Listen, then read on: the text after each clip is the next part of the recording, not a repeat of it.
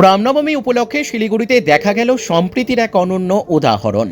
রবিবার শিলিগুড়ির হাসমি চকে রামনবমীর শোভাযাত্রায় অংশগ্রহণকারী হিন্দু সম্প্রদায়ের মানুষদের ফুল ছিটিয়ে ও জল বিতরণ করে স্বাগত জানালেন এলাকার মুসলিম সম্প্রদায়ের বাসিন্দারা।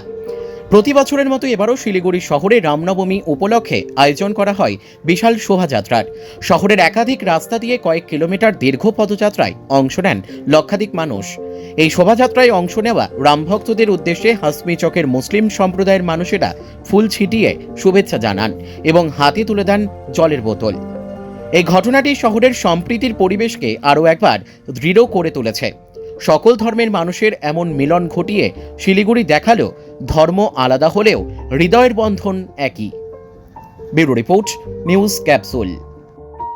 हमारे हिंदुस्तान में हम लोग सब भाई भाई मिलकर रहना चाहते हैं, इसलिए सभी को भाइयों को नवरात्रि की रामनवमी की हार्दिक शुभकामनाएं देने आए हैं। हमारे तरफ सबको रामनवमी की बहुत बहुत शुभकामनाएं हैं और हम लोग सबको जितने भाई आ रहे हैं सबको फूलों से स्वागत करेंगे, पानी से स्वागत करेंगे ताकि उनको आगे चलने में कोई असुविधा ना हो, कोई दिक्कत ना हो। धर्म तो अलग है, कोई बात नहीं है, धर्म सबका है, सबका अपना अपना उत्सव है।